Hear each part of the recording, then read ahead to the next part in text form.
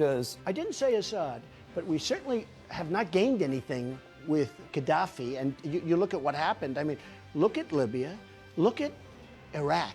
Iraq used to be no terrorists. He would kill the terrorists immediately. It was like, now it's the Harvard of terrorism. Iraq.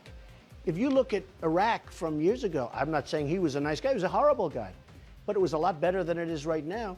Right now, Iraq is a training ground for terrorists.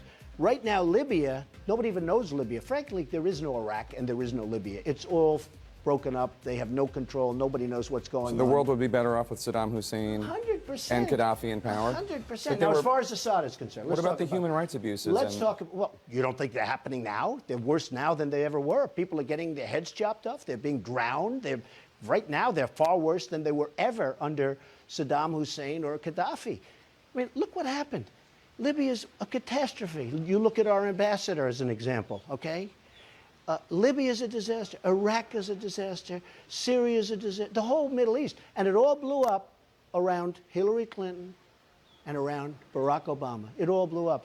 Now, one thing about Assad, not a good guy. I understand that. But we're backing and spending billions and billions of dollars on backing rebels that we have no idea who they are. Muammar al-Gaddafi. The year is 2011. During that period, we have seen Gaddafi saying the Organization of African Unity is not doing what it ought to do. Let us change it to something else. He convened several meetings in Sirte in Libya, and he funds the African Union. He is saying that we must own our hospitality industry. He builds hotels in different parts of Africa. He says that we must control our oil. He builds different petrol outlets in the continent of Africa. He says that Africa must have its currency. He says that Africa must be free, and they say that Gaddafi must die.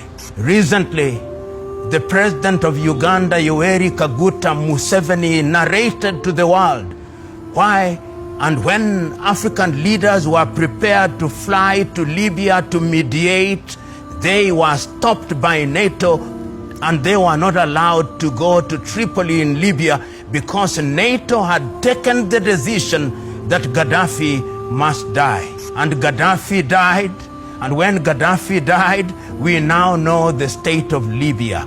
We have different governments in Libya, and Libya is not the same again. The resources of Libya are being exploited. The resources of Libya are not being used for the benefit of the Libyan peoples, begging the question, why is assassination used to undermine Africa?